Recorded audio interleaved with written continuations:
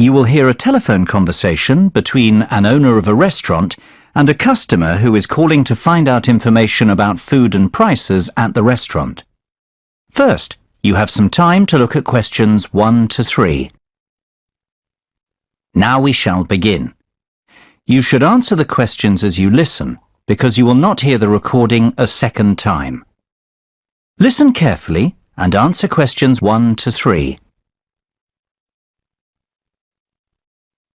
Hello, Bellucci's restaurant. Sam speaking. How may I help you? Hi, my name's David Marsden, and I'm calling to ask about the offers I saw on the website for your restaurant. I'm thinking about organising a party for a friend's birthday. Yes, Mr. Marsden. What information would you like to know? You can call me David. Okay, great. So, David, what can I help you with? Well, first of all, I wanted to know if the 50% offer that you have on for certain dishes is valid for weeknights as well as on the weekend. The party may take place during the week, you see.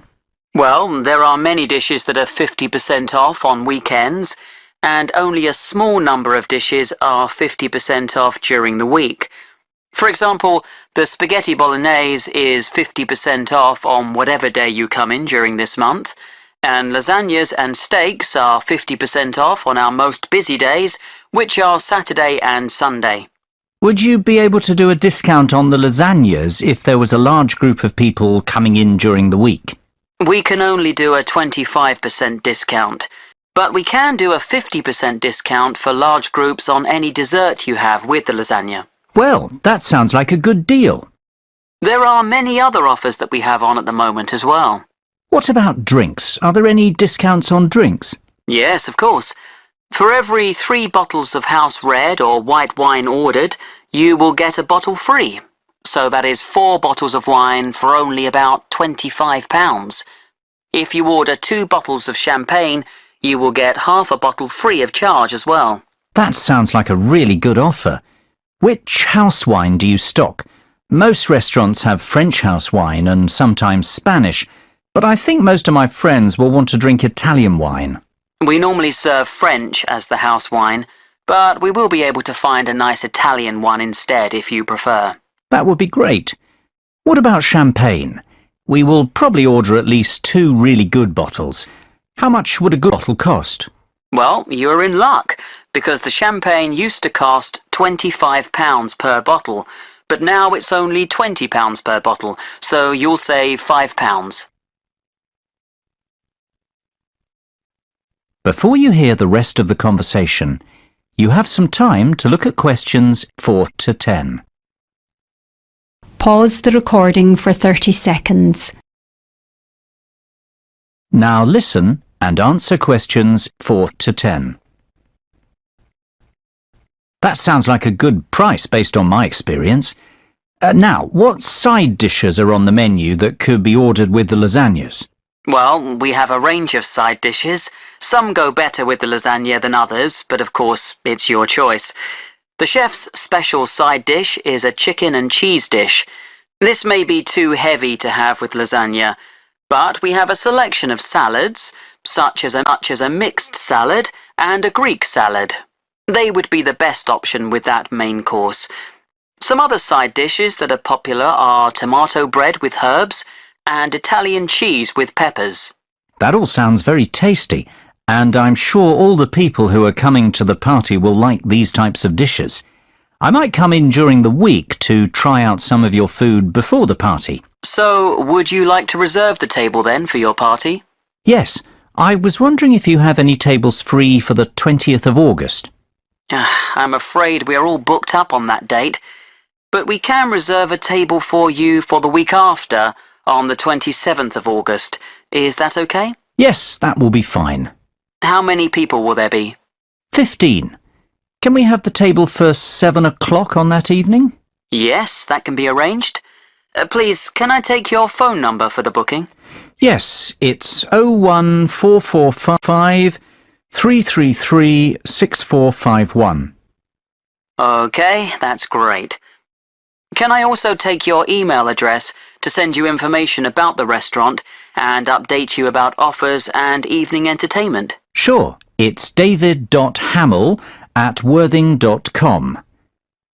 davidhamilling.worthing.com. Great. Well, I think that's all I need for the moment. We'll be in touch closer to the date when you'll be coming to the restaurant. If you want to ask anything or order anything special, we can cater for most requests. Yes, that would be good, as I'm sure I'll think of something. Bye-bye, David. Speak soon. That is the end of section 1. You now have half... Pause the recording for 30 seconds. Now turn to section 2.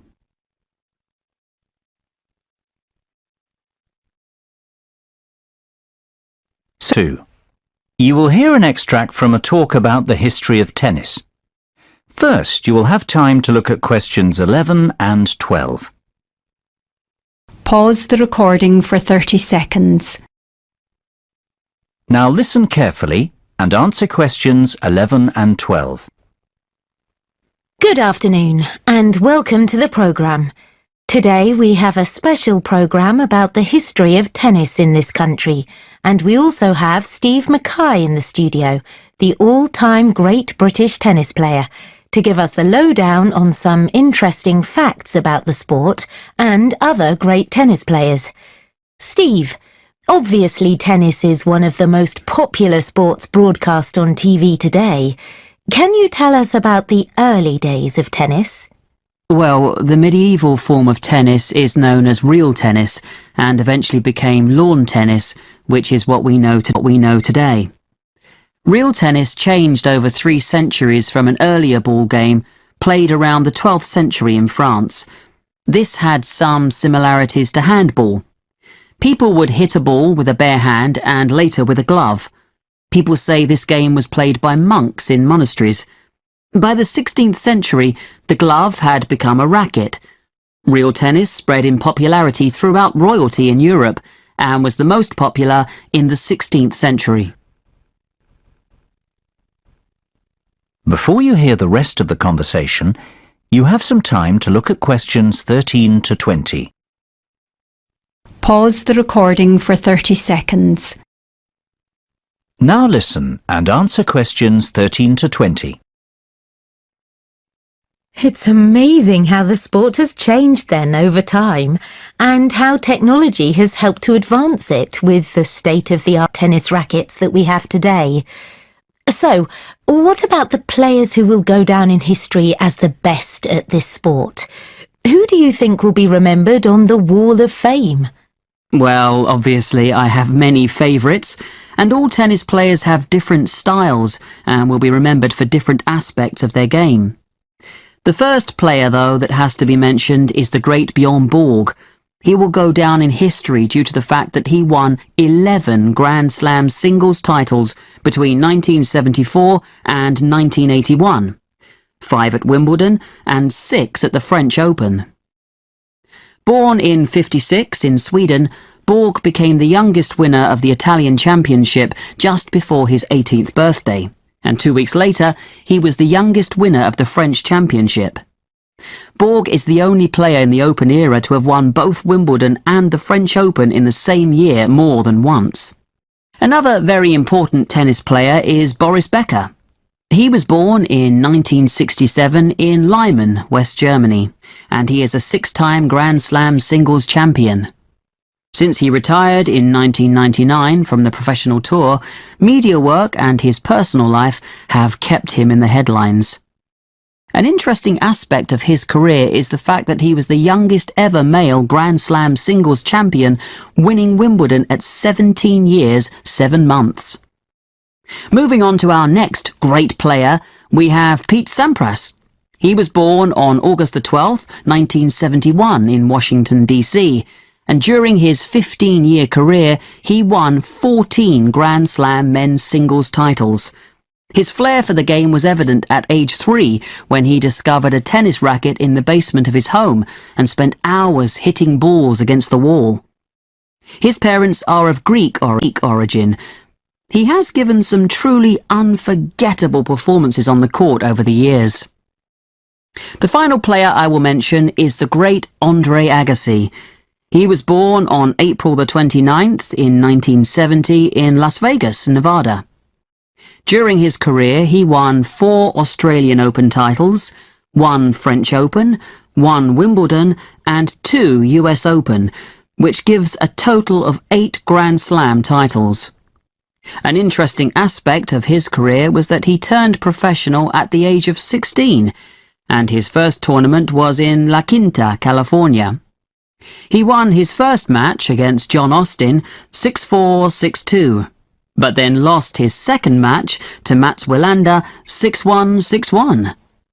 By the end of the year, Agassi was ranked world number 91. These players really have achieved a great amount in their lives, and they will be talked about for years to come, especially when the Wimbledon Championships come round in June. Steve, which one is your ultimate favourite? Oh, I just can't answer that. They all evoke great memories in the world of tennis, and they have all contributed so much to the game. Their names will always be inscribed on the wall of champions. That is the end of section 2. You now have half a minute to check your answers. Pause the recording for 30 seconds. Now turn to section 3.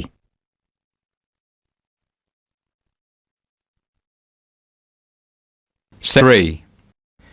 You will hear 4 students discussing a conference they want to organise at their college. First, you have some time to look at questions 21 to 27. Pause the recording for 30 seconds. Now listen carefully and answer questions 21 to 27. So, Mr. Peters has finally agreed that we can organise this year's college conference. So, we need to really go through all the most important items in order to establish a general schedule for the conference, and how we are going to put it all together. Yes, I agree. We can't leave things to the last minute, and there are quite a lot of good speakers who have offered their services for this conference. It's important that things go smoothly. Don't forget that Mr. Peters has been against the idea of this conference for the last 2 years. So we need to make it worthwhile and get at least 100 students to attend, so that we can prove this is an event that students can benefit from. The most important thing we need to consider is the range of speakers who we will invite to the conference. If they are well respected in their different fields, then the students will be very keen to come and hear the talks. We don't have a massive budget either, so we have to negotiate on the fees that the speakers will charge. Sam, you mentioned before this meeting that you have had some calls from some interesting potential speakers. Can you give us the lowdown on the rough list that you have at the moment? Yes. The main person on my list, who is an expert in the field of business management, is Professor Harmon. He would be good at running workshops where students can discuss how to start a business, and he likes to include role plays, which is more interesting. Yes, I've heard of him, and people have told me that he is dynamic and interesting. He doesn't like just giving lectures. He likes to get the students involved more in the discussion. We should definitely send him a formal invitation. What about another area of study, such as maths? Well, I have done some research on Mr. Steve Bishop. I heard about him because my brother went to see him give a lecture at a university in his area. Apparently, he is well respected among many universities in England for his knowledge in the field of maths. He has even done some research with some famous mathematicians. My sister studies maths at university, and I think he came to her university too to give some extra lectures.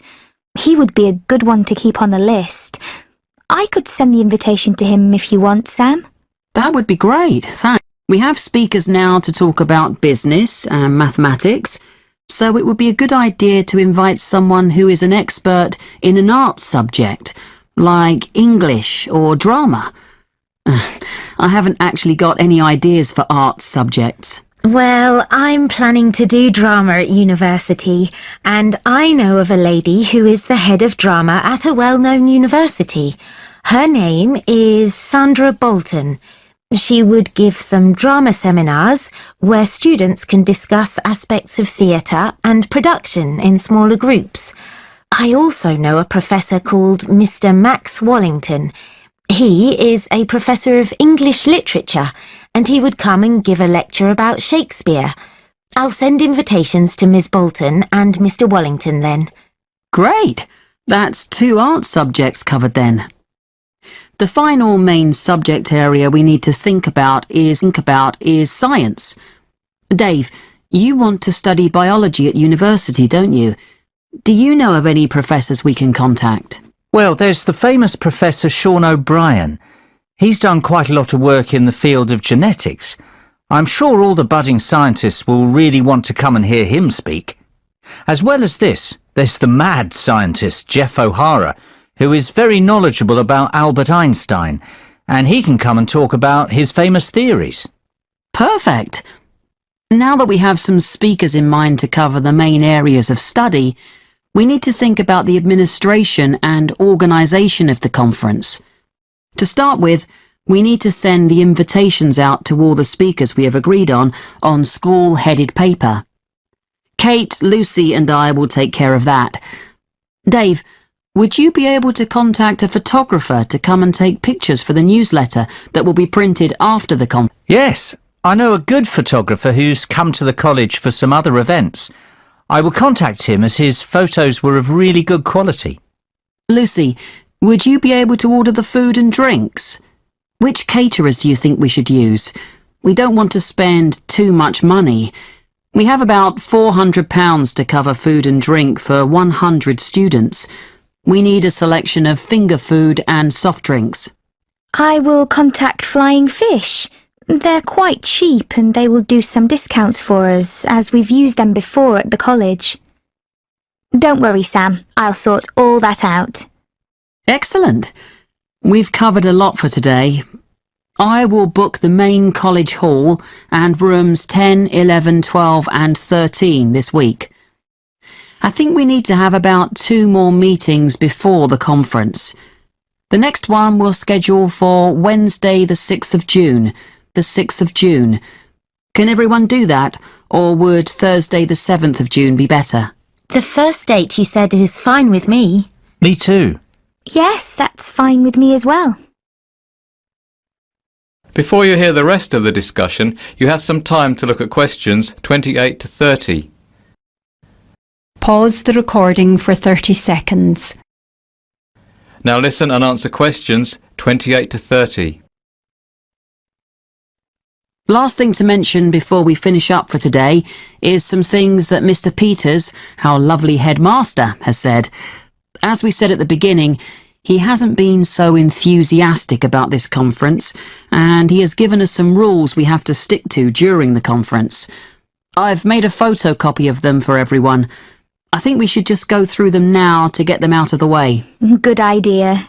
Well, the first thing Mr. Peters said is that we have to make a record of the students who attend the conference, as he wants those figures after the event to check that the money he gave us to organise it was worth it. He also wants to know which subject each of the students who attended is going to study at university, to show that we have provided suitable speakers at the conference. He said that he doesn't mind how many speakers we invite, as long as the lectures are well attended. The last requirement was that we help organise the travel arrangements for the speakers. We can discuss the details of this in the next meeting. That all sounds fairly easy to manage. Did Mr. Peters not say anything about tidying up the hall and the rooms after? I would have thought that he would have said something about that. That wasn't something on the list.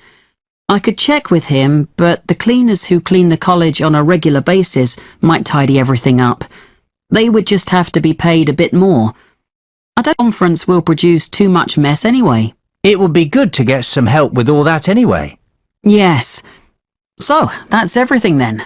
Let's go for lunch now. I'm starving. We can speak about the next lot of things at the next meeting. That is the end of section 3. Now you have half a minute to check your answers. Pause the recording for 30 seconds. Now turn to section 4.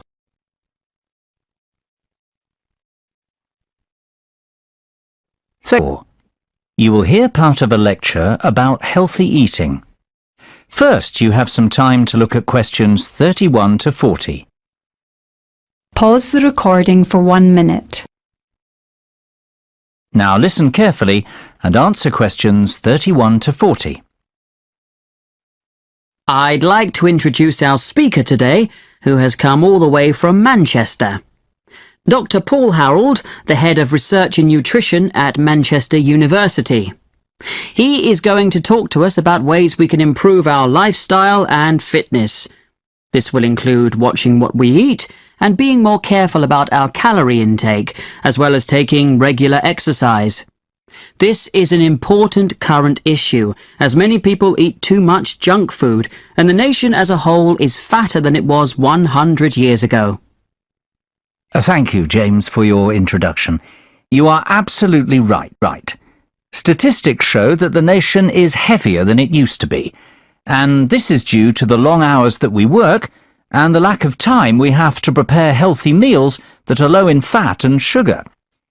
There are some simple steps everyone can take to help improve their general health. Maybe lose some weight first. In the long run, it could lower your cholesterol and blood pressure. The first thing to do in order to check that your weight is healthy is to work out your body mass index, or BMI. This is a tool that can help you find out if you are a healthy weight for your height.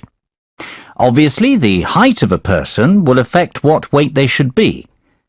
To work out your BMI, you should take your weight in kilograms and divide it by your height in meters. Then you divide the result by your height in meters again. The result you come up with can be checked on a chart to see if your BMI is too high, too low, or about right. Even if your BMI is about where it should be, it is still important to eat a healthy and well-balanced diet.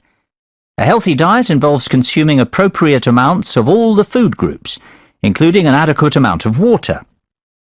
Nutrients can be obtained from many different foods, so there are a wide variety of healthy diets. To start with, it is important to eat starchy foods such as bread, cereals, potatoes, rice and pasta, together with fruit and vegetables, and this should provide the bulk of most meals. Some people wrongly think that starchy foods are fattening. In fact, they contain about half the calories than the same weight of fat. Also, starchy foods often contain a lot of fibre. When you eat starchy foods, you get a feeling of fullness, which helps to control appetite.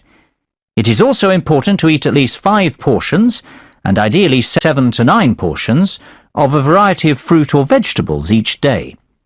If you eat a lot of fruit and vegetables, then your chance of developing heart disease, a stroke, or bowel cancer are reduced. You also need a certain amount of protein to keep healthy. However, most people eat more protein than is necessary. You should choose poultry such as chicken or lean meat. There is evidence that eating oily fish helps to protect against heart disease. It is probably the omega-3 fatty acids in the fish oil that help to reduce build-up in the arteries. Aim to eat at least 2 portions of fish per week, one of which should be oily. Obviously, what we eat is highly important, but it is also crucial to do regular exercise, as it strengthens our heart, tones our muscles, and is also good for the mind. We're increasingly living in a world where physical activity has become a day-to-day part of our lives. We have domestic appliances to wash and dry for us, and cars to get us around, and with the decline in manual labour, many of us spend our working days sitting at desks. Adults should do a minimum of 30 minutes moderate-intensity physical activity 5 days a week. You don't have to do the whole 30 minutes in one go. Your half hour could be made up of 3 10-minute bursts of activity spread through the day if you prefer. The activity can be a lifestyle activity, such as walking to the shops, or taking the dog out, or structured exercise or sport, or a combination of these. but it does need to be of at least moderate intensity. For bone health, activities that produce high physical stresses on the bones are necessary. Well, I hope you've learned some interesting facts from this talk and that it will help you to change your lifestyles for the better. Thank you for your attention. And I believe that James has some handouts to give you on this subject. James. That is the end of section 4. You now have half a minute to check your answers. Pause the recording for 30 seconds. That is the end of the listening test. In the IELTS test, you would now have 10 minutes to transfer your answers to the listening answer sheet.